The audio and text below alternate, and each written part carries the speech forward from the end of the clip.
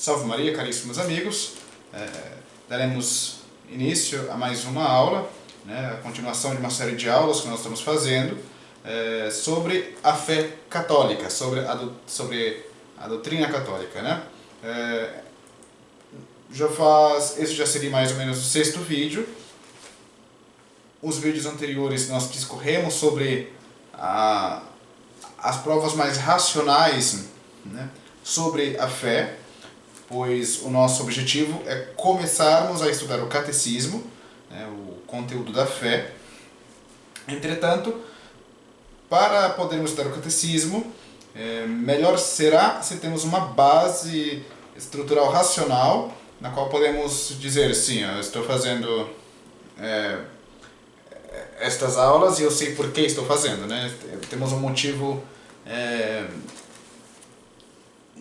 real de fazer, e não porque alguém está dizendo para eu fazer, Antes de começar a nossa aula, vamos pedir ao nosso Senhor que nos ilumine e não nos deixe falar nada que não seja de sua vontade ou de sua permissão, Em nome do Pai, do Filho e do Espírito Santo, amém. Vinde, Espírito Santo, encheis os corações dos vossos fiéis e acende neles o fogo do vosso amor. Enviai, Senhor, o vosso Espírito e tudo será criado e renovareis a face da terra.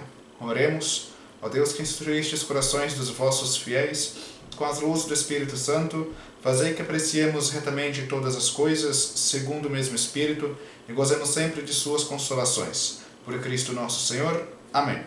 Nossa Senhora de Guadalupe, rogai por nós. Em nome do Pai, do Filho e do Espírito Santo. Amém. Pois o tema do vídeo de hoje, nós falaremos sobre a ressurreição de nosso Senhor Jesus Cristo, Veremos se de fato nosso Senhor Jesus Cristo ressuscitou, por que nós devemos crer nisso, ou se nós devemos crer nisso, Como nós podemos provar a ressurreição de nosso Senhor Jesus Cristo. E também, antes de falar sobre a ressurreição em si mesmo, falaremos sobre os milagres que nosso Senhor Jesus Cristo obrou, Os milagres que fez nosso Senhor Jesus Cristo aqui na Terra. Enfim. E claro, e por que nós falaremos dos milagres? Nós falaremos dos milagres porque o intuito de nossas aulas é provar a divindade da religião cristã, Em outras aulas anteriores nós falamos que há uma verdade, A verdade é a adequação da ideia ao objeto, a verdade ela é objetiva, Deus é uno, Deus é o Criador do céu e da terra de fato, na realidade, não é uma história, não é um gibi, não é um conto de fadas, mas é um fato. E nós vimos que nós podemos buscar, por exemplo, por essas provas através da razão. Por exemplo, quem deseja conhecer mais profundamente pode buscar as 5 vias de Santo Tomás de Aquino, que elas provam pela razão, que Deus criou o mundo, ou seja, que a prova de sua existência, através da criação, através de si mesmo, através das coisas que Deus criou, através da natureza, e de argumentos lógicos. Enfim, mas aí já seria um conteúdo para outro vídeo, e no YouTube, se vocês forem procurarem, tem vários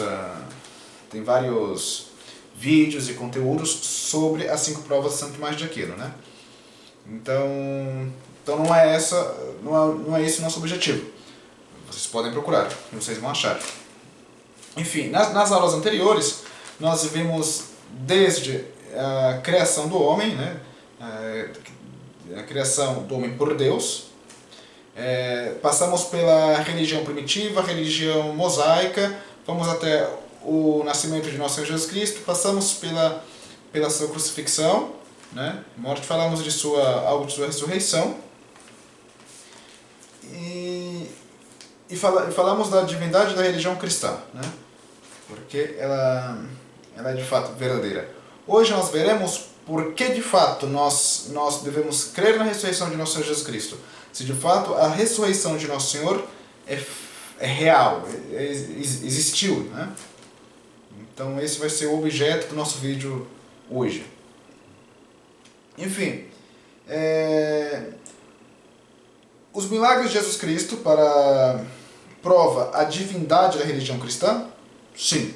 Se de fato nosso Senhor Jesus Cristo realizou milagres, isso prova a divindade da religião cristã. Pois só Deus pode realizar milagres ou pode atribuir milagres a um dos seus enviados, né? Só Deus pode dar essa permissão, mas todos os milagres vêm de Deus mesmo. Se Jesus Cristo é enviado de Deus, é também Deus, pois Deus confiou suas palavras através dos milagres, né? Nós temos dito nos vídeos anteriores que nós de fato podemos acreditar na veracidade das Sagradas Escrituras, porque se fosse uma fraude, os primeiros cristãos haveriam dito algo contra, né? Haveriam manifestado contra. E não fizeram, pelo contrário, eles morreram afirmando que as Sagradas Escrituras eram reais, que aqueles livros eram reais, né? Então, tendo isso em conta, né, se vocês querem saber o motivo das Sagradas Escrituras serem reais, estão nos vídeos anteriores, vocês podem ir nos vídeos anteriores. Nós sabemos que os milagres de nosso Senhor Jesus Cristo são verdadeiros, né? Jesus fez numerosos milagres, né? Ele converteu a água em vinho, ele multiplicou os pães. Imaginem vocês estando na casa de vocês e há um senhor aí, e esse senhor, não sei, traz 3 pães e vocês são 20 pessoas e não tem 20 pães para as 20 pessoas e do nada aparecem 20 pães, né? Assim, uau, simplesmente aparecem. Imagina essa cena. Agora imagine o Senhor fazendo isso no meio de tantas pessoas. Eram poucos pães e centenas de pessoas estavam ali vendo os seus ensinamentos, e esses pães aparecem ali. Então, assim, não foram somente os discípulos quem disseram sim, ele fez milagre, não. Centenas de pessoas, milhares de pessoas viram os milagres de nosso Senhor Jesus Cristo ali, né? Então, e não é somente os discípulos que testificam isso, que escrevem isso, né? Os presentes também testificaram isso. E isso até mesmo os inimigos de Cristo na época sabiam, né? Claro que eles colocavam argumentos distintos, né? Eles diziam que esses milagres eram, não sei, a causa de magia, né? Como eles sabem, né? E se de fato for um milagre, não pode ser a causa de magia, nem os demônios têm poderes para fazer milagres, eles têm poderes para fazer prodígios, e prodígio é distinto de milagre, né? Enfim. Ele devolve a vista a um cego, né? Ele fez um mudo escutar. E se esses milagres fossem de demônios, ele não haveria liberto pessoas possessas pelo demônio, né? Nós vemos na Escritura que livrou o demônio, e os demônios foram em um porco, né?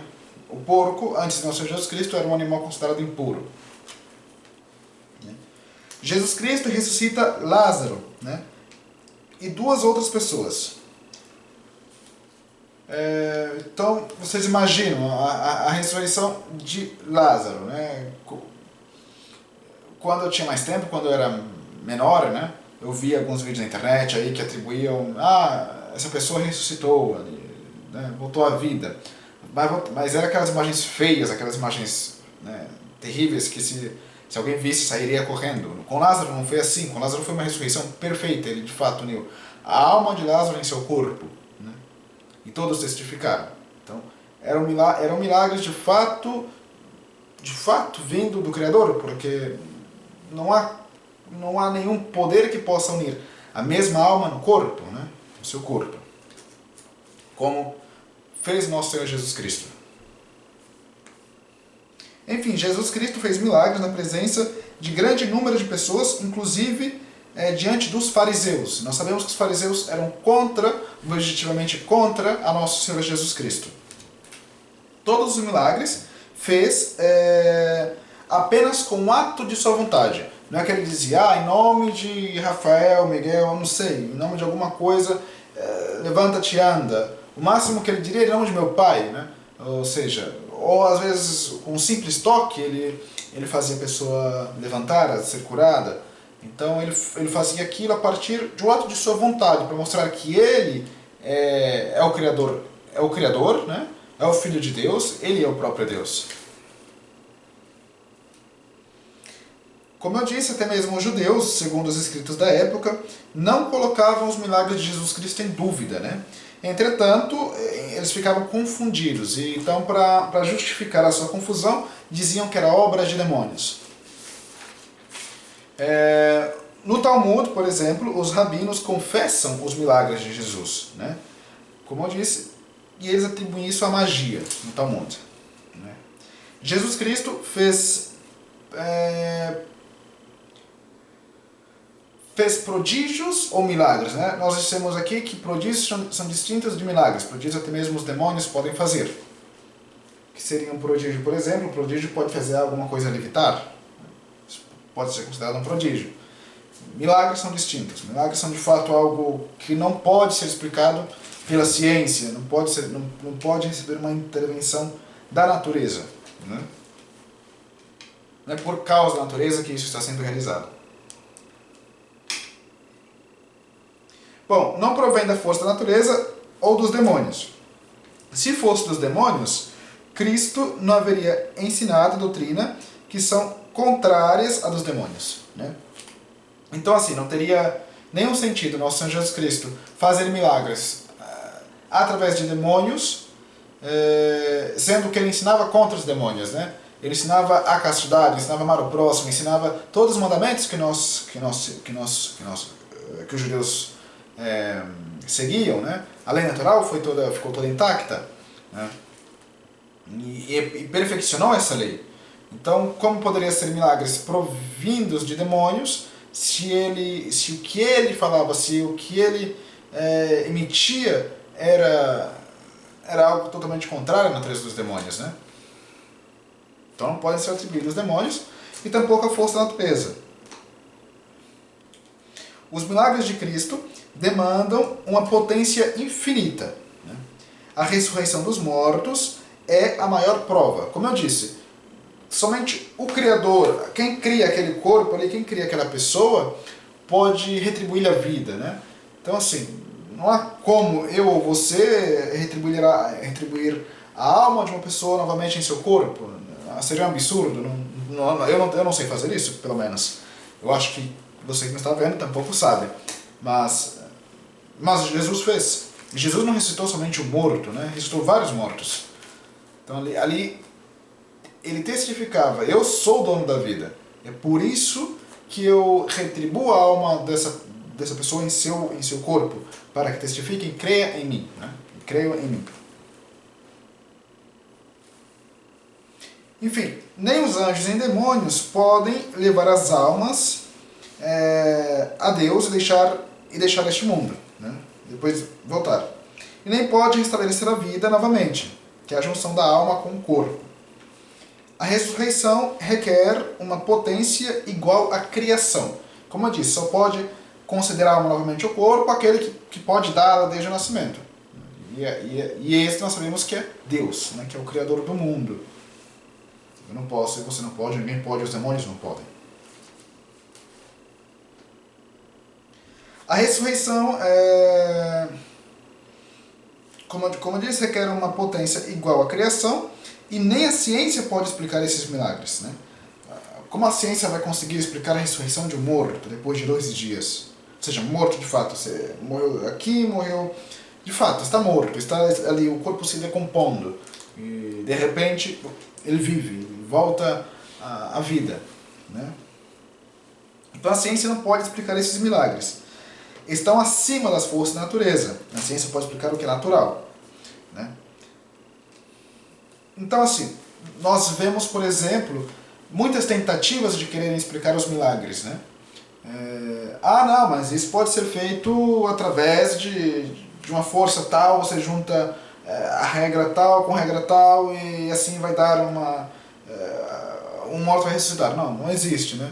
Ou, por exemplo, quando na igreja nós temos vários casos de milagres eucarísticos, né?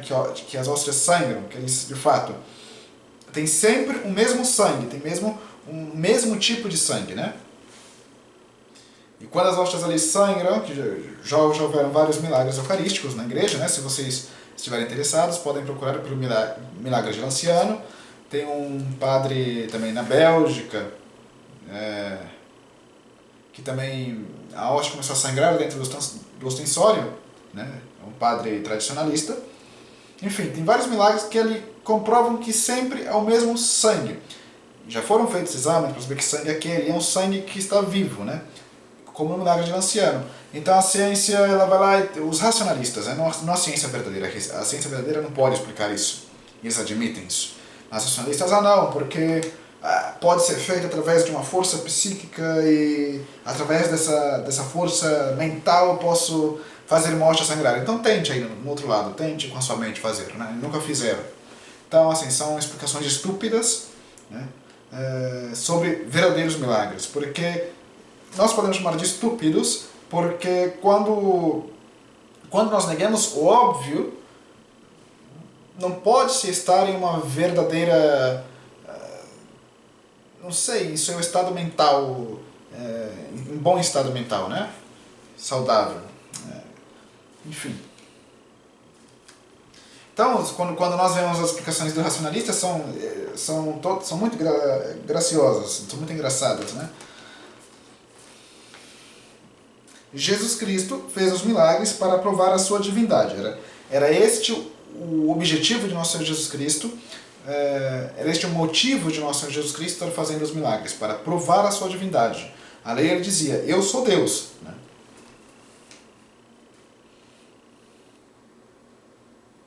Bom, interrogados pelos discípulos de São João Batista, que desejavam saber se ele era o Messias, Jesus dá, por última resposta, a evidência de seus milagres, né? Ele diz, ide e dizei a João o que haveis visto.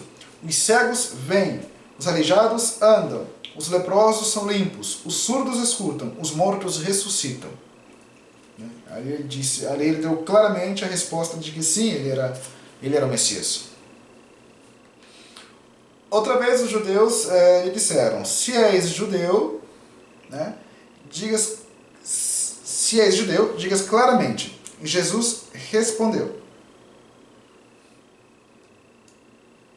eu vos disse e não acreditastes. As obras em que eu faço, no nome de meu Pai, dão testemunho de mim. Se não acreditais em mim, acrediteis em minhas obras. Né? Então ele falava, não precisa acreditar no que eu falo, mas veja o que eu faço. Né? Então assim, é fácil falar, é fácil eu vir aqui, ficar louco e dizer, eu sou o Messias, né? Ok, tranquilo, sou o Messias. E o que eu faço? Como a gente vê certos impostores, certos não, a gente pode até nomeá-los, né? Hoje parece Jesus Cristo de todos os lados, né? E nenhum deles ressuscita um morto, nenhum deles faz a água tornar-se vinho, nenhum deles multiplica os pães. Né? E o pior é que tem pessoas que seguem, né? Que o seguem. Isso nos deixa confuso para quem vê. Como podem seguir pessoas assim, né? Que se dizem um Messias, mas essas pessoas, esses Messias, supostos Messias, não obram nem milagre. É no mínimo estranho. Então Nosso Senhor, ele diz para acreditar pelo menos nas obras dele, né? Na ressurreição de Lázaro, Jesus diz que ele obra esse milagre a fim de que o povo creia em sua missão divina, né? Em todas essas circunstâncias, Jesus sempre se declara o enviado de Deus e para provar apela aos milagres que obra. Né? Ele sempre apela para os seus milagres. O milagre, nós dizemos que ele é a assinatura de Deus. Só a religião cristã possui esses milagres. E a causa desses milagres, podemos concluir, a religião cristã é divina. Né? Como eu tinha dito, né, na religião cristã, por exemplo, se nós formos estudar seriamente as outras religiões atuais, né, e fazer uma comparação com a religião católica, nós vemos que somente na religião católica, por exemplo, há alguns corpos de santos que estão totalmente incorruptos, né, ou seja, que estão ali como se estivessem vivos, fisionomia, as características estão ali, né? Aí a gente vai ver em outras religiões. Existe isso no islamismo? Não existe isso no islamismo. Existe isso no judaísmo?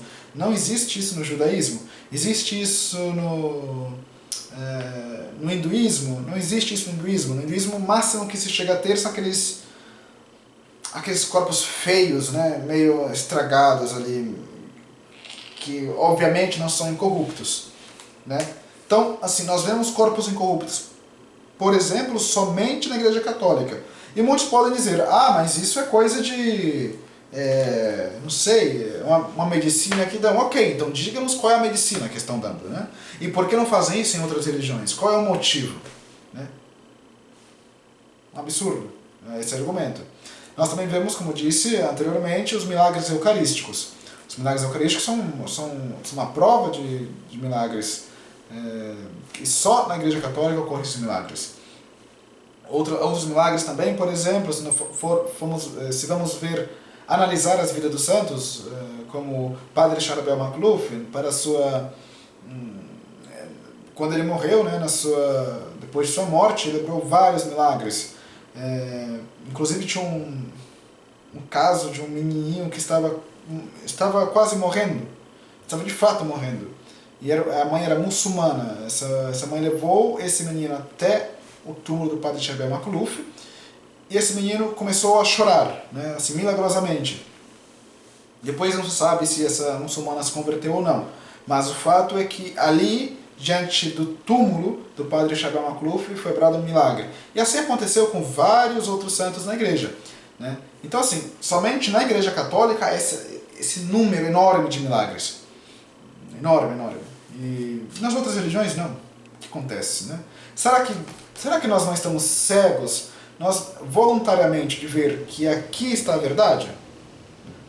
Seria interessante pararmos, para poder pensar um pouco onde está a verdade, porque as coisas são muito evidentes. Aqui nós muitas vezes não queremos enxergar, né? Porque não adianta eu dizer a verdade para uma pessoa se ela não quer saber a verdade. Ou seja, não adianta dizer 2 mais 2 são 4, se a pessoa vai insistir, não, mas 2 mais 2 não são 4, 2 mais 2 são 4,3. E, bom, uma pessoa dessa você não pode insistir, né? Mas podemos rezar para a sua conversão, e podemos rezar para que nós possamos também compreender quais são os sinais tão claros e tão evidentes de Deus que Ele nos passa, que Ele nos dá, né? E é importante não confundir milagres com prodígios. Em outras religiões podemos ver prodígios, por exemplo, no Queceu. Não vou citar nomes de religiões, mas nós vemos em algumas religiões que tiram os ossos ali de uns algodões, umas coisas assim absurdas, né? Umas coisas nada a ver. Se materializam os espíritos da natureza, umas coisas bem estranhas, né? Enfim. Então, só a religião cristã possui verdadeiros milagres, né? Os apóstolos também fizeram milagres, não foi só nosso Senhor Jesus Cristo, né? No Atos dos Apóstolos, nós encontramos a curação do aleijado na porta do templo, por São Pedro, né? A curação do paralítico, a curação obradas pela somente a sombra do Papa São Pedro, né? E por São Paulo, por exemplo, nós encontramos o primeiro milagre, que é a sua conversão, né? Se nós vamos ver qual é a história de São Paulo, de Saulo, que é o seu nome original, vemos que ele perseguia os cristãos, né? Que ele perseguia energicamente os cristãos, porque ele era contra, ele era um fariseu. E ele perseguia, então de repente ele cai do cavalo e escuta aquela voz, Saulo, Saulo, por que me persegues? Né? E ali ele fica cego, mas é a partir desta cegueira que ele começa a ver de fato, né? A ver com os olhos de Deus. E ali ele começa a anunciar o nosso Senhor Jesus Cristo, que ele mesmo tinha visto, o nosso Senhor Jesus Cristo. Ele foi o primeiro milagre de Paulo, que era um fariseu que perseguia os cristãos, matava os cristãos, né? Então São Paulo, por exemplo, em Éfeso, quando ele passava, algumas pessoas tocavam em sua roupa e os milagres aconteciam, né? a ressurreição de uma criança em tríade, né? E como nós falamos, o milagre mesmo de sua conversão. Portanto, assim como nosso Senhor Jesus Cristo, os apóstolos também são enviados por Deus, porque eles pregam em nome de nosso Senhor Jesus Cristo, né? Então eles são verdadeiros apóstolos. E aí continua a igreja, aí está a igreja, né? Aí está a assinatura de Deus, Deus sempre está ali, olha, é aqui. Agora, como dissemos, não vê quem não está disposto a vê-lo. Os milagres da igreja no decorrer do tempo, né, como nós já tínhamos falado, em Fátima, por exemplo, se nós vamos estudar a história de Fátima, Fátima, para quem não conhece, foram algumas aparições da Virgem Maria, que ocorreram na cidade de Fátima, né, em Portugal, pelo ano de 1917, se eu não me engano, mais ou menos começaram ali, né? E na última aparição, na aparição principal, havia ali três pastorzinhos, se não me engano, né? Francisco, Marta e Jacinta, né? Eles eram pequenos, eles viram ali o inferno, como era o inferno, eles começaram a fazer penitência na vida deles, frequentemente, e um dia Nossa Senhora disse que ela ia revelar um milagre no meio de todas as pessoas, né? Então, o que aconteceu? Aconteceu que estavam ali milhares de pessoas esperando, haviam jornalistas, inclusive, está documentado por jornais, né? Vocês podem pesquisar ali no YouTube, no Google, onde vocês quiserem, sobre o milagre de Fátima, né? E ali tinham jornalistas que eram ateus, outros que eram maçons, outros que não, de fato, não criam milagres, não criam em Deus, né? Inclusive estavam ali para zombar da fé daquelas três crianças, né? E de repente o sol começou a dançar de um lado para o outro, e vinha, ficava escuro, e todos vinham aquilo assombrados. Estava chovendo na hora, né? E todos ficavam secos, né? Então ali Deus obrou um milagre evidente para que todos pudessem ver, né? Seria interessante vocês buscarem de fontes corretas, né? De fontes confiáveis sobre o milagre de Fátima. Muito interessante. Então assim, Deus obrou sempre milagres na igreja, né? Como em Lourdes, Fátima, os corpos incorruptos, como nós falamos, e a vida dos santos, como falei sobre o milagre atribuído ao padre Charbel Macluf, né? Que eu também recomendo a vocês vivamente, que quando puderem ler a biografia do padre Charbel Macluf, leiam, né? E também já tem 2 filmes, tem um colorido no YouTube, está em espanhol, com subtítulo em espanhol, né? E tem em preto e branco. Ambos são ótimos, né? Para quem entende espanhol, vale muito a pena ver.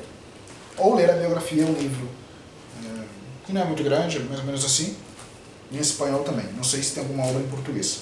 Enfim, nós vemos que esse milagre se realiza na vida dos santos, né? Ok. Mas algumas pessoas podem dizer-nos, ok, mas esses milagres deveriam ser colocados à prova por algo que seja mais racional, algo que seja contrário a este fideísmo, né? Ok. Então, assim, nós vemos que sim, já houveram pessoas que eram contrárias, realizaram os milagres de Nosso Senhor Jesus Cristo, né?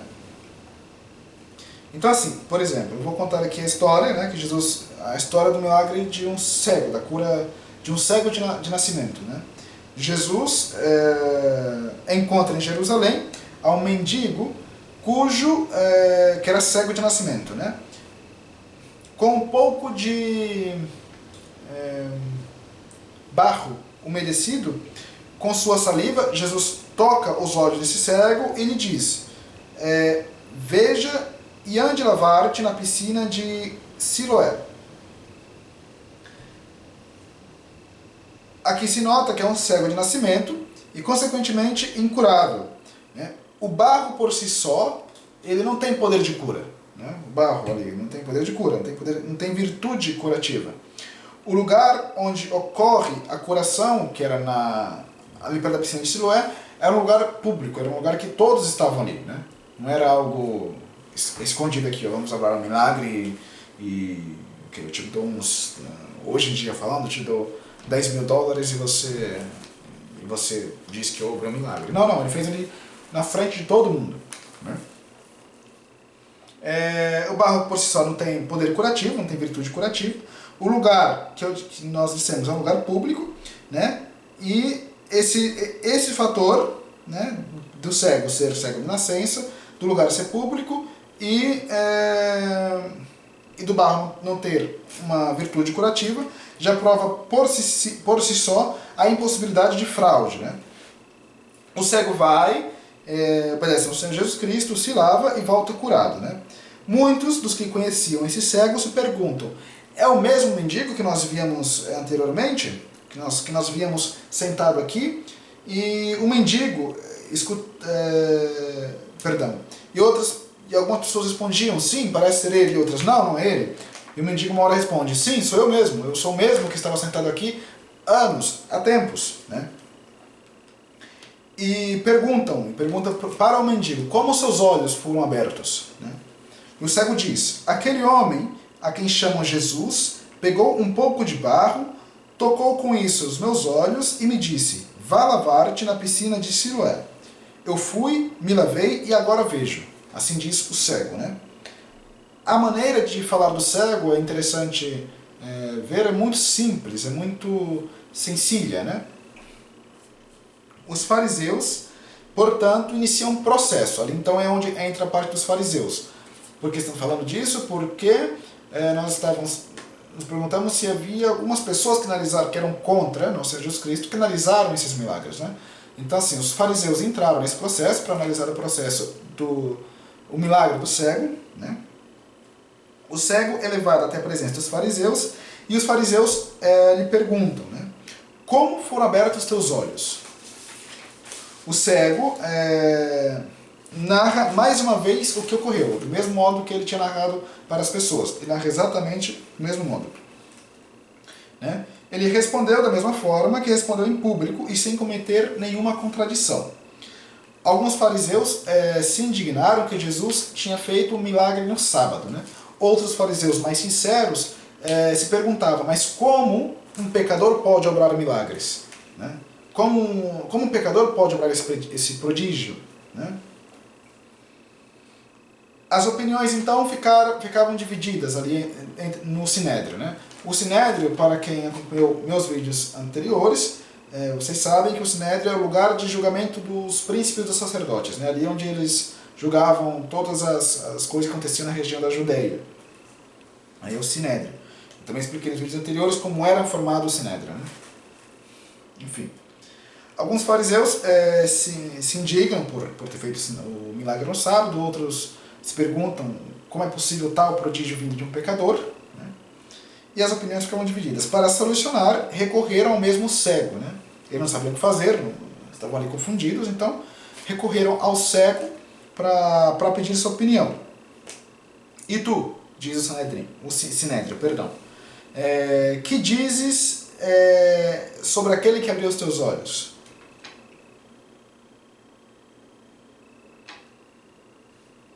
O cego responde sem vacilar: eu creio que é um profeta. Assim diz o cego. Né? Os fariseus, portanto, não quiseram crer que ele era cego. A partir do momento que ele diz: eu creio que ele é um profeta, os fariseus ali começaram a inventar coisas para dizer: ele não era um cego, ele era um impostor, não sei. Foi mais ou menos esse o caminho que os fariseus utilizaram. Né? E os fariseus chamaram os pais desse cego para perguntar-lhes: esse é o vosso filho, quem vós dizeis que nasceu cego? Como, pois, agora vê? E os pais responderam: sabemos que este é o nosso filho, e que nasceu cego, mas como agora vê? Ou como abriu os olhos, nós não sabemos. Ele tem idade, perguntai a ele e falará de si. Né? Esse processo prova que o favorecido pelo milagre é realmente cego de nascimento. Né? Os pais eles já sabiam ali que o Sinédrio era contra nosso Senhor Jesus Cristo e por isso eles falaram para o Sinédrio: pergunte isso a ele mesmo, né?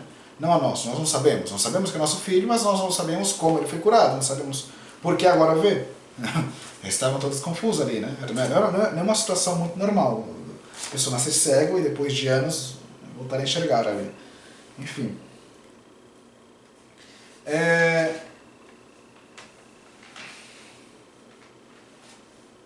Então os pais mandam que os fariseus interroguem os seus filhos, né? Pois temiam serem excomungados pelos fariseus. Eles sabiam que o Sinédrio, como eu disse anteriormente, tinha uma aversão a Nosso Senhor Jesus Cristo, por Nosso Senhor Jesus Cristo, né? Os príncipes dos sacerdotes, entretanto, não queriam saber nada sobre o seu milagre e queriam obrigar o cego a dizer que Jesus era um pecador. Dai glória a Deus, disseram os fariseus. Nós sabemos que este homem é um pecador. E o cego responde: bom, se é pecador eu não sei, mas uma coisa eu sei, que eu tenho sido cego e agora vejo. E os fariseus insistiram. E definitivamente quem o fez? Quem abriu-lhes os olhos? E o cego contestou: já vos tenho dito. Por que quereis ouvir outra vez? Quereis também vós fazer-vos discípulos dele? Essas palavras fizeram com que os fariseus ficassem cólera, né? Ficassem bravos, né? E maldissessem o cego, dizendo, né? Sejas tu o seu discípulo, porque nós somos discípulos de Moisés. Nós sabemos que Deus falou a Moisés, mas esse, referindo-se a Jesus, não sabemos de onde é. E replicou o cego com um certo tom de ironia: isso é maravilhoso. Seguramente isso é maravilhoso. Que vós não sabeis de onde seja, e contudo, ele me abriu os olhos. Sabemos que Deus não escuta os pecadores, senão aquele que é temeroso de Deus e faz sua vontade. A este ouve. Em nenhum tempo se escutou ou falou de alguém que abrisse os olhos de alguém que nasceu cego. Se este não fosse um enviado de Deus, não poderia fazer nada disso. Né? Essas palavras fizeram com que os fariseus se desesperassem. Né? Em pecado nasceste e quereis ensinar-nos? E jogaram o cego fora do recinto, fora do sinédrio. E assim terminou o processo. Então, nós vimos que houve sim um processo, já houveram processos, pessoas contra Nosso Senhor Jesus Cristo, e que, bom, testificaram os milagres. Isso foi mais do que foi mais que uma prova que era um milagre verdadeiro, porque eles não souberam o que fazer nessa situação. Né? Diante das respostas dos cegos, os fariseus não achavam mais respostas que as injúrias. Né? E não quiseram render-se às evidências. Assim acontece com o mundo moderno. Como eu disse anteriormente, para ficar claro, né? Não nos serve dizer a verdade se quem escuta a verdade não está disposto a escutá-la, a entendê-la. Né?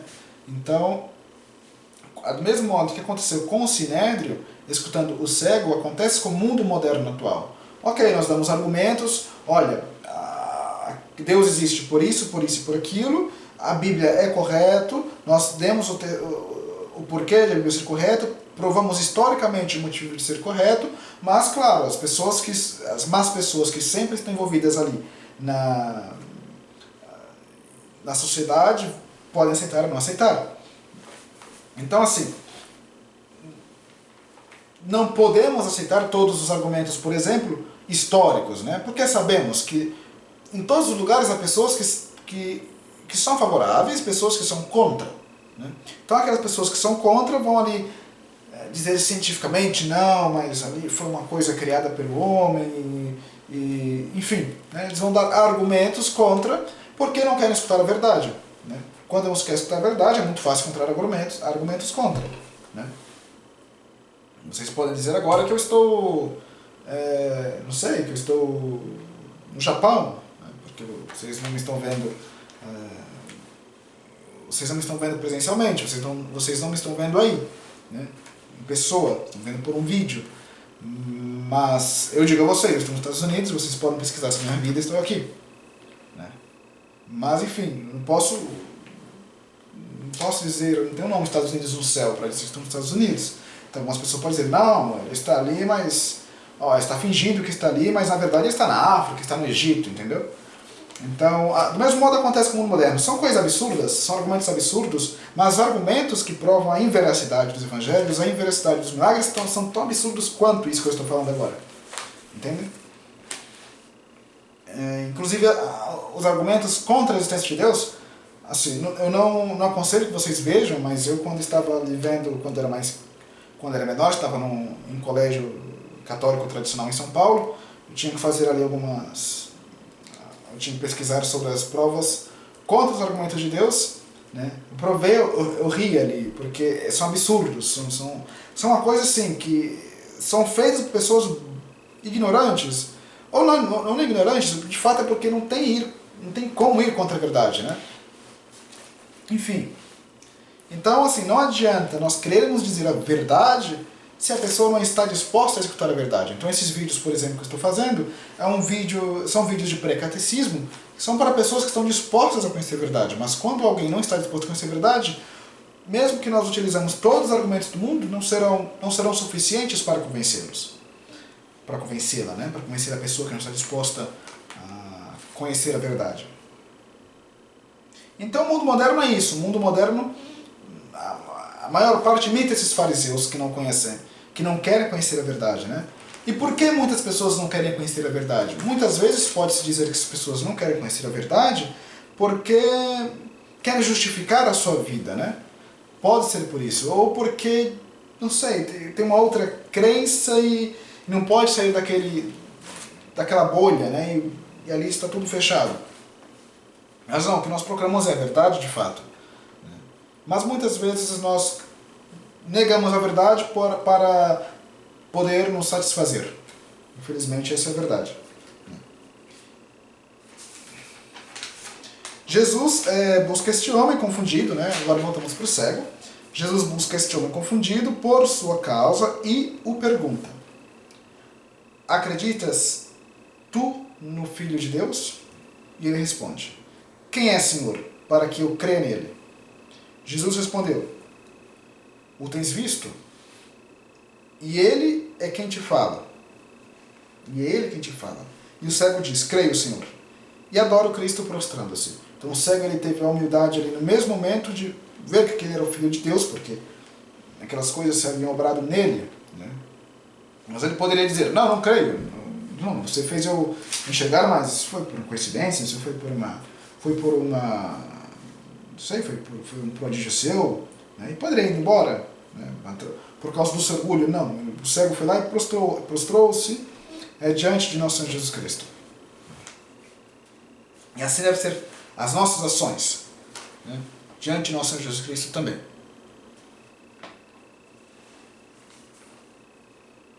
Quando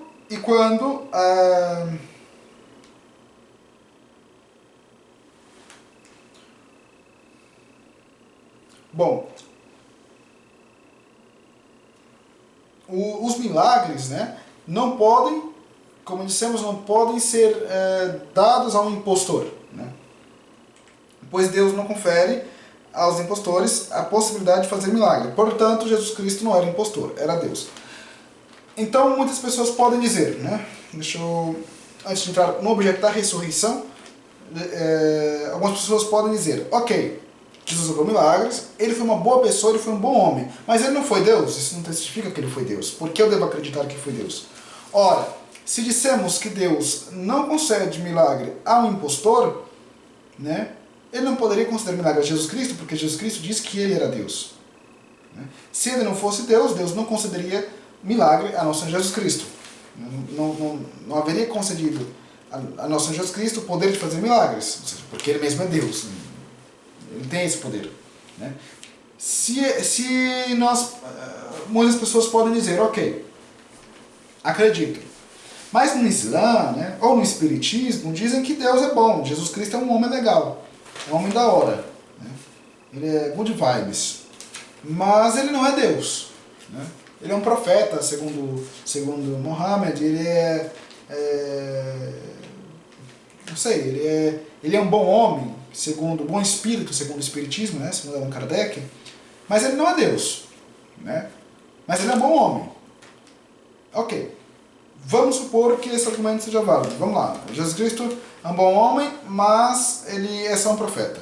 Ou ele é só um bom espírito. Um bom homem poderia mentir? Se ele mentisse, ele seria um bom homem? Se ele andasse mentindo a sua vida inteira, ele seria um bom homem?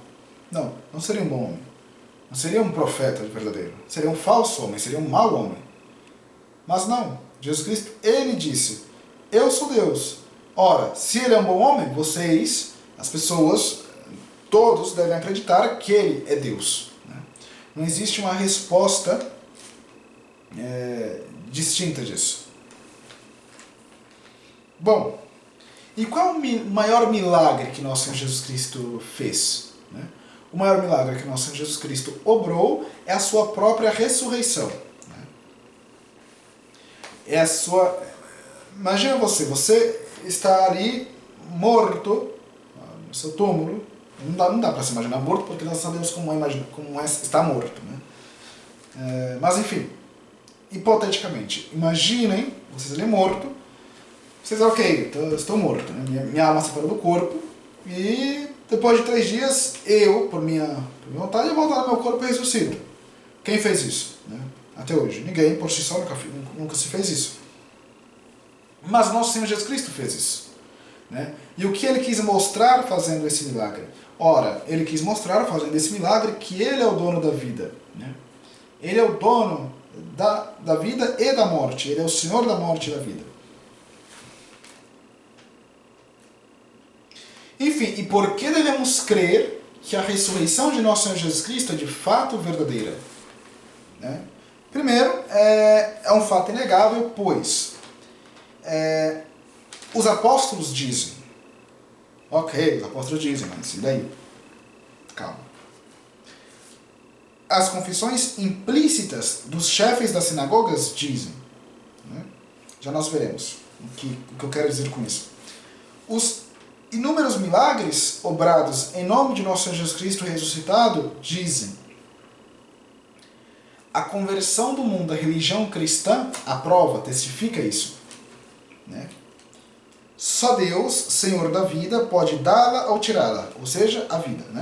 Portanto, Jesus Cristo é Deus e sua religião é divina. Nós dissemos que a conversão do mundo à religião cristã prova isso.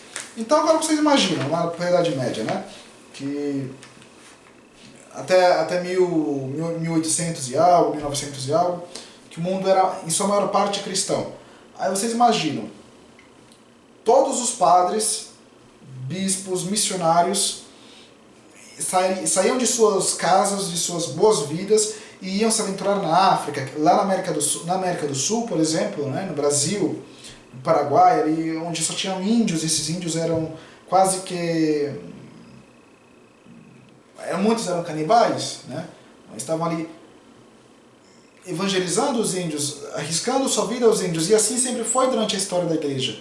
Assim, por exemplo, também foi nos primeiros séculos da igreja, onde as pessoas morriam para testificar que ali era o evangelho de nosso Senhor Jesus Cristo, que ali era a verdade, que ali estava, que a ressurreição de nosso Senhor Jesus Cristo era factual. Vocês imaginam, desde o começo ali, onde nosso Senhor Jesus Cristo morreu, vamos supor no ano 33, 34, não sei, 33, que ele morreu, ressuscitou e a partir dali se alastrou tudo. Então vamos imaginar que isso é um conto de fadas, não existiu. Ora, como poderiam primeiro os judeus ali da região da Judéia, de onde nosso Senhor Jesus Cristo morreu, poderiam acreditar e converter-se? Nós vemos que São Pedro converteu, em algumas das suas pregações, 3.000 pessoas, 5.000 pessoas converteram ali, os judeus. Então, como poderia ser uma mentira se esses fatos ocorreram? E ocorreram durante todos esses anos. Seria um milagre mais estranhíssimo se isso não houver ocorrido e todo mundo tivesse acreditado. É ilógico. Então, é um argumento que nós podemos utilizar para dizer, sim, nosso Senhor Jesus Cristo é verdadeiramente ressuscitado. Bom, e é isso que significa Páscoa. A Páscoa significa, que vem do hebraico, que significa passo. Nosso Senhor Jesus Cristo passou da morte para a vida. E nós também passamos, pela graça de nosso Senhor Jesus Cristo, pelos méritos de nosso Senhor Jesus Cristo, da morte espiritual para a vida de graça, né? Nós passamos do pecado à vida de graça. Jesus Cristo, nosso Senhor Jesus Cristo, apresenta sua ressurreição como sinal manifesta de sua missão divina. Né? Enfim, a geração má e corrompida pede um sinal, mas sinais não serão dados. Né? Não serão dados, senão o sinal de Jonas, o profeta. Porque assim como Jonas esteve 3 dias no ventre de uma baleia, assim esteve o Filho do Homem no seio da terra 3 dias também. Esse já é um sinal maior que se pode haver dado. Né? Que outro sinal? Quais outros sinais nós queremos? Quais outros sinais que nós temos aí na igreja nós queremos? Né? Não serão dados para os incrédulos. Não adianta, não serve. Não serve mostrar mais sinais se as pessoas não estão dispostas a acreditar nisso.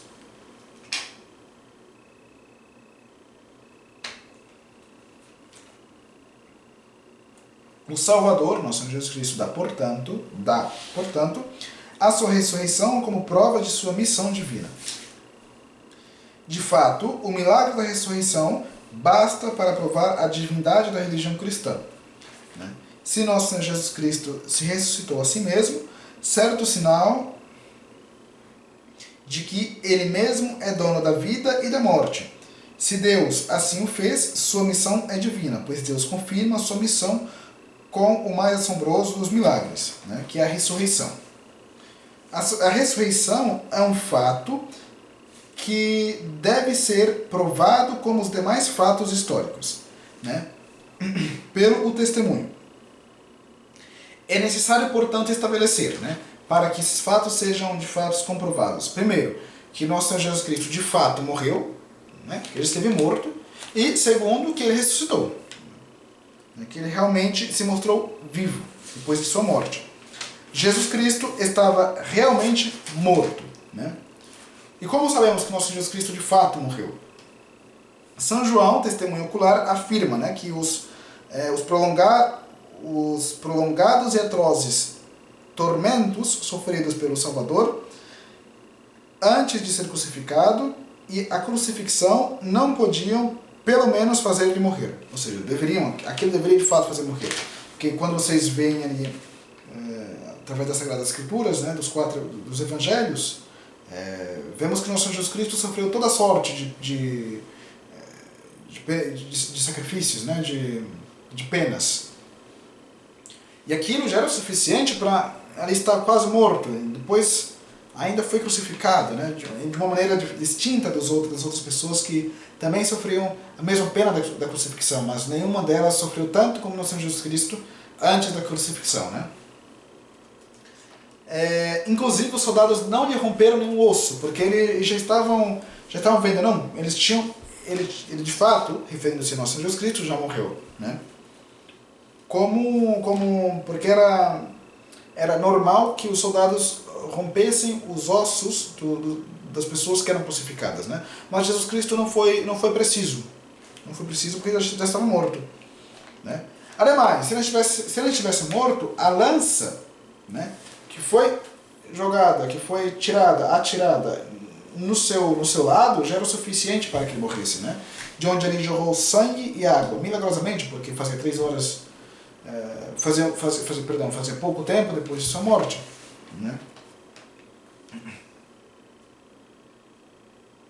Então, assim, somente a lança já seria o suficiente para tirar de nosso Senhor Jesus Cristo o último suspiro de vida, digamos assim. Né? Pilatos só concede o corpo de Jesus a José de Arimateia somente depois de ter comprovado a sua morte. Né? Ele, de fato, queria comprovar a morte do Senhor Jesus Cristo para poder dizer, sim, você pode pegar o corpo de nosso Senhor Jesus Cristo, de Jesus, e enterrá-lo, colocar ali onde você quiser no túmulo, né, na tumba. Por último, o ódio dos judeus por Jesus nos dá uma garantia para comprovar que Jesus de fato estava bem morto, né, quando fecharam o sepulcro. Porque assim, os judeus, eles de fato odiavam Jesus. Né? Nós vemos ali nos evangelhos que eles estavam querendo que isso fosse mais penas, estavam divertindo-se com aquilo, né? Quando Pilatos perguntou quem deveria ser livrado da prisão, Jesus ou Barrabás, os judeus todos responderam unanimemente Barrabás, né? Um assassino. Então, assim, somente o ódio dos judeus por nosso Senhor Jesus Cristo ali já tinha que provar que ele, de fato, estava morto, né? Ok. Então nós vimos o que é impossível nosso Senhor Jesus Cristo estar morto. Estamos todos de acordo nisso, espero. Bom, e o segundo fato que nós tínhamos dito para dizer de fato que a ressurreição aconteceu é que ele se mostrou vivo, né? Ok, que ele está morto, estamos de acordo. Mas será mesmo que ele se mostrou vivo? Né? Bom, o Salvador se mostrou vivo, primeiro a Maria Madalena, depois as santas mulheres que regressavam do sepulcro, né? A São Tiago e a São Pedro, né? Que era o príncipe dos apóstolos, aos 2 discípulos de Emaús no dia da Páscoa, aos apóstolos reunidos no cenáculo, né? À noite do mesmo dia, né? 8 dias depois se mostra também aos apóstolos na presença de Tomé, né? que Tomé não acreditava que ele tinha sido ressuscitado, que ele ainda não tinha visto, né? A 5 apóstolos e 2 discípulos no lago de Genezaré, que é o mesmo mar da Galileia, aos apóstolos reunidos em Jerusalém com muitos discípulos, e com eles sobe ao monte para elevar-se ao céu, que já na sua ascensão, na presença de 120 testemunhas. E finalmente se mostra a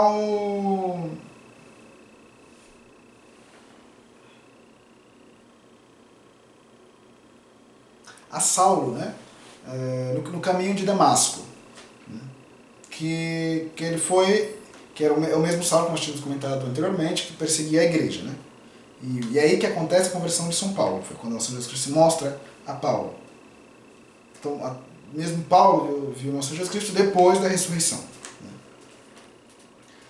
Os apóstolos não queriam enganar, né? Eles eram homens simples, eles não eram pessoas que, olha ali, vamos dar uma maneira de fazer acreditar que Cristo ressuscitou, né? Vamos bolar aqui uma ótima ideia para dizer, sim, ele ressuscitou. Não, eles eram pessoas simples. São Pedro era um analfabeto, né? Ali eles eram, a maioria eram pescadores, eram pessoas bruscas, né?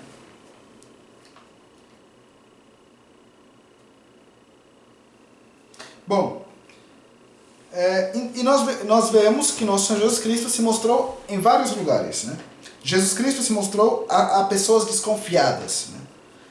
Os judeus eram desconfiados, eles são por natureza desconfiados, eles são bem, ainda mais naquela época, né? Eles são muito prudentes, né?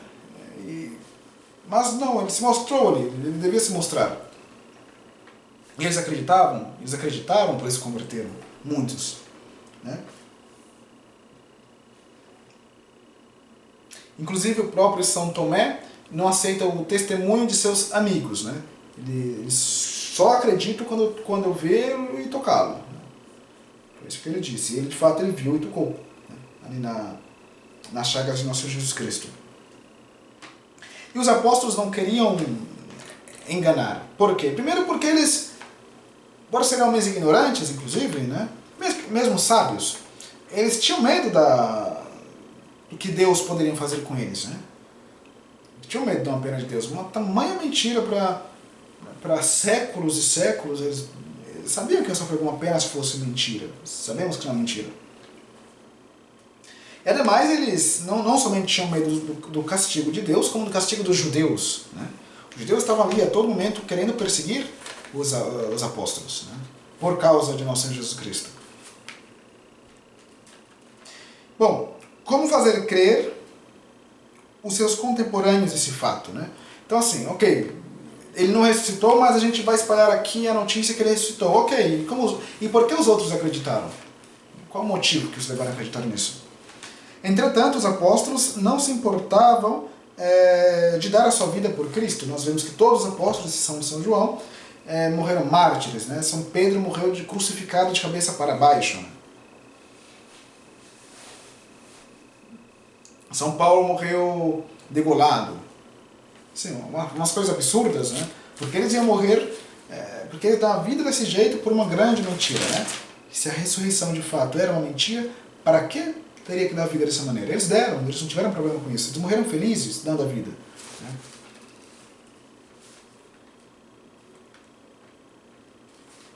Os apóstolos nunca se importaram das vidas. Os apóstolos não puderam enganar, né? Para enganar era necessário primeiro, ok, vamos lá. Eu sou São Pedro e quero enganar toda a humanidade. Primeiro o que teria que fazer? Pegar o corpo de nosso Senhor Jesus Cristo no sepulcro, né? E para isso necessitava subordinar os soldados, né? Então, não, eles não fizeram isso. Os soldados estavam ali a mandado do Sinédrio, né? Do Estado. Então eles precisavam ou comprá-los ou corrompê-los. Sabemos que era impossível. Bom, coisa absolutamente impossível pela simplicidade dos apóstolos. Ademais, roubar um cadáver não é ressuscitar. Simplesmente roubei um cadáver, mas não posso ressuscitar. Então isso eles não fizeram. Bom, os 500 testemunhos que viram nosso Jesus Cristo não poderiam estar de acordo para afirmar uma mentira. Então vamos entrar aqui de acordo. Tem 500 pessoas. Ninguém, né, vai dizer o contrário. Não. Os 500 viram, os 500 testemunharam e todos estavam de acordo porque viram. Né? Será que dentro desses 500 não haveria um Judas? Né? Já que havíamos 12. Imagina os 500. Enfim, os apóstolos não poderiam convencer gerações a crer nisso, né? Até hoje. Nós cremos nisso. Enfim, e nós também temos os testemunhos dos inimigos de Cristo, né? Um membro do Sinédrio tinha certeza da ressurreição de Jesus Cristo. Por isso, deram dinheiro aos guardas, né? Para eles dizerem que estavam dormindo. Agora você imagina essa cena, né? O Sinédrio deram dinheiro aos guardas para dizer que os guardas estavam dormindo. Agora imagine se isso fosse verdade, que o Sinédrio não teria dado dinheiro aos guardas e de fato os guardas haviam dormido. Vocês acham que o Sinédrio haveriam perdoado esses soldados? Será que esses soldados não haveriam sofrido penas militares, né? Eles não teriam disciplina? Estranho, né? No entanto, não. Eles o que fizeram? Pagaram os soldados e eles ficaram impunes, ficaram tranquilos ali. Disseram para eles, disseram que ele dormia. Olha, um argumento mais besta, né, que se pode utilizar.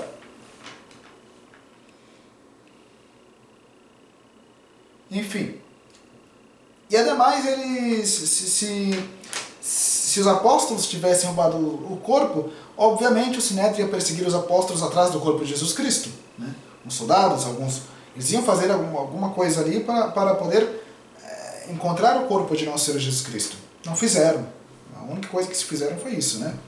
Santo Agostinho, creio que Santo Agostinho diz, né, que testemunhas mais incapazes, que não são capazes de vigiar o corpo de um morto, né?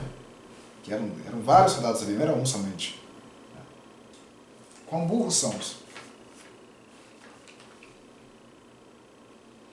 Eles apenas se contentaram em pagar os soldados do Sinédrio, né?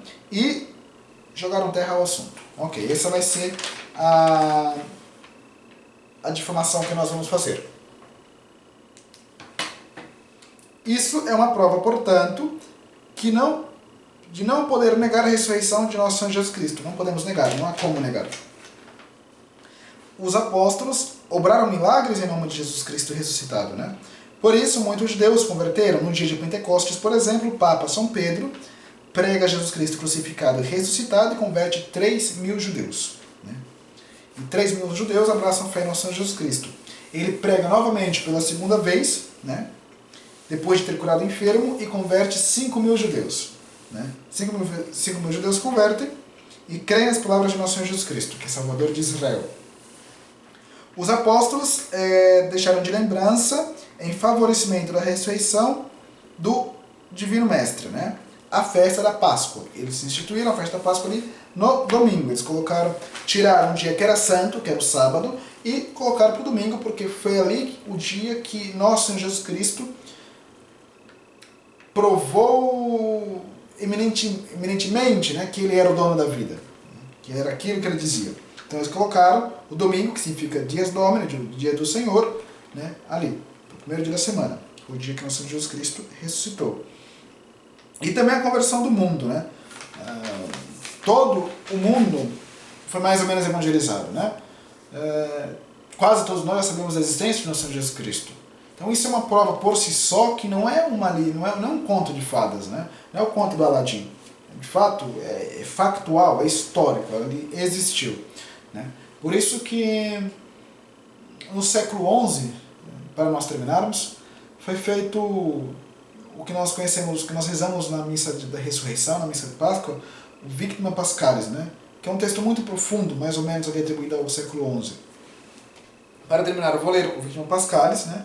Que muitos cristãos basearam sua vida nisso, todos os cristãos basearam sua vida nisso, né? Não muitos, mas todos. E é isso, nós procuramos isso, nós somos apaixonados por isso, nós queremos isso, né? Então, o que diz o Victima Paschalis, né? na missa do domingo, né? Que é como se fosse uma poesia na missa, né? Oferecer cristãos um sacrifício de louvor ao verdadeiro Cordeiro Pascal. O Cordeiro redimiu as ovelhas. O Cristo inocente reconciliou os pecadores com seu Pai. Ele teve um maravilhoso combate entre a morte e a vida. O autor da vida, morrendo, triunfa da morte e reina vivante. Diga-nos, Maria, o que você viu indo ao sepulcro? Eu encontrei o túmulo vazio, Jesus vivente. Eu vi a glória de sua ressurreição. Eu vi os anjos que me anunciaram, seu sudário e seus lençóis. Jesus, minha esperança, ressuscitou. Ele irá diante de vós na Galileia. Nós sabemos que Jesus Cristo verdadeiramente ressuscitou dentre os mortos. Ó Rei, vencedor da morte, tenha misericórdia de nós. Isso que nós rezamos durante a semana de Páscoa, né? Tão profundo esses textos, tão cheios de símbolos e de verdade nós podemos ver esses textos, né? É isso. Muito obrigado por assistir nossas aulas. Vamos rezar rapidamente para agradecer a nossa aula que tivemos hoje, né? Qualquer coisa, vocês podem fazer perguntas, podem mandar ali por e-mail, que está aí o contato na descrição, ou aqui mesmo no comentário, nenhum problema. Eu estarei sempre respondendo quando eu puder, né? Em nome do Pai, do Filho e do Espírito Santo também. Ave Maria, cheia de graça, Senhor é convosco, bendita sois vós entre as mulheres, bendito é o fruto do vosso ventre, Jesus. Santa Maria, Mãe de Deus, rogai por nós, pecadores, agora e na hora de nossa morte. Amém. Glória ao Pai, ao Filho e ao Espírito Santo, assim como era no princípio, agora e sempre, e por todos os séculos dos séculos. Amém. Nossa Senhora de Guadalupe, rogai por nós. São João, rogai por nós. Em nome do Pai, do Filho e do Espírito Santo. Amém. Mais uma vez, obrigado por assistir a nosso curso, né? E vão se informando, podem assistir os vídeos anteriores para que vocês peguem a sequência dos vídeos, né? Mas é isso, qualquer coisa, deixe sua mensagem, suas dúvidas, podem mandar e-mail para mim, sem nenhum problema. E tenham um ótimo dia, né? Uma ótima semana a todos vocês. Salve Maria e até logo. Tchau, tchau.